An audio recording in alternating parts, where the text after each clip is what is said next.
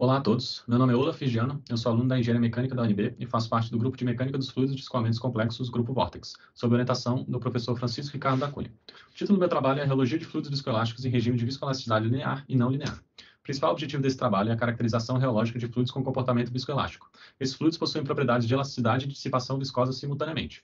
Eles possuem diversas aplicações nas indústrias farmacêutica, petrolífera, alimentícia, entre outras, que buscam um modelo teórico para o tensor das tensões que relacione a microestrutura do fluido com as suas propriedades macroscópicas, como a viscosidade. Nesse trabalho foram realizados experimentos com a solução polimérica de poliacrilamida em diferentes escoamentos reológicos. O regime de cisalhamento simples permanente é utilizado para estudar a dependência da viscosidade em relação à taxa de cisalhamento. Nesse escoamento, o tensor das tensões é função apenas da taxa de cisalhamento do escoamento. O modelo de Croix pode ser utilizado para representar a variação da viscosidade em relação à taxa de cisalhamento em regime de cisalhamento simples permanente. E segue essa equação constitutiva.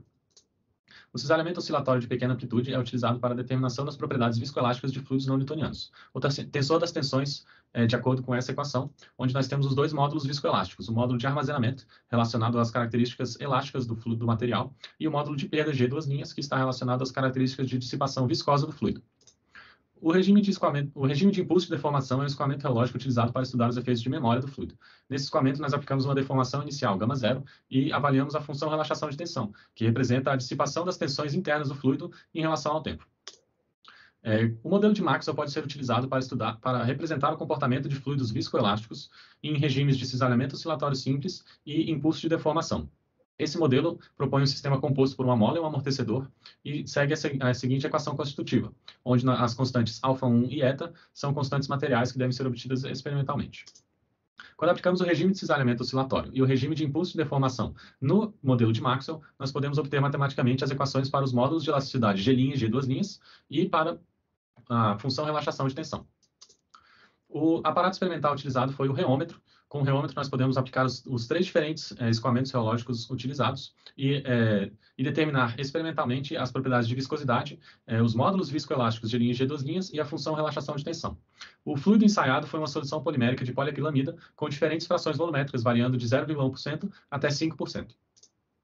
Em relação à variação da viscosidade em função da taxa de cisalhamento, os resultados mostram que a solução polimérica possui um comportamento pseudoplástico, ou seja, com o aumento da taxa de cisalhamento do escoamento, ocorre uma redução na viscosidade do fluido.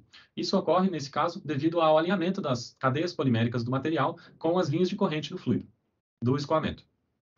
Nós podemos ver na imagem um ajuste gráfico realizado com os dados experimentais utilizando o modelo de Croix. E nós podemos ver que esse modelo representa com precisão o comportamento da viscosidade em relação à taxa de cisalhamento.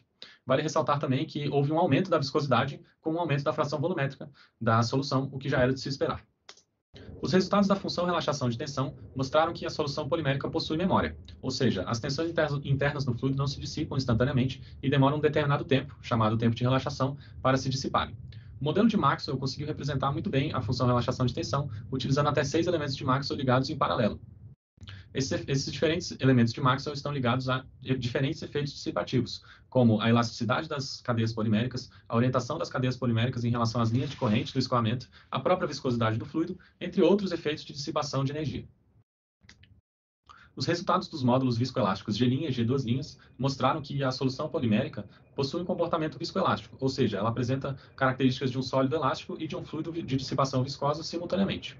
Para as frequências mais baixas de oscilação, os efeitos de dissipação viscosa têm uma maior relevância. Para frequências mais altas, os efeitos elásticos dominam o comportamento do material, de modo que, em altas frequências, a solução polimérica se comporte mais como um sólido elástico do que como um fluido. O modelo de Maxwell não conseguiu representar muito bem os resultados, mas isso ocorreu devido ao fato de que, devido à alta complexidade do modelo de Maxwell utilizando vários elementos ligados em paralelo, de modo que os métodos de ajuste gráfico convencionais não se mostraram eficazes para ajustar os dados experimentais ao modelo teórico, evidenciando a necessidade de implementar um método de ajuste gráfico mais robusto, como o método de frações continuadas. Agora, trazendo uma breve conclusão, a partir dos nossos resultados experimentais, a solução polimérica de poliacrilamida apresentou um comportamento pseudoplástico, ou seja, com um aumento na taxa de cisalhamento, ocorreu uma diminuição na viscosidade do fluido. A solução polimérica também apresentou um comportamento viscoelástico, possuindo propriedades de sólido elástico e de fluido viscoso simultaneamente, além de possuir memória, evidenciada pela função relaxação de tensão. Os modelos de Croix e Maxwell representaram o comportamento do fluido de maneira adequada para os escoamentos reológicos estudados, entretanto, se mostrou necessária a implementação de métodos de ajuste gráfico mais robustos. Muito obrigado pela sua atenção.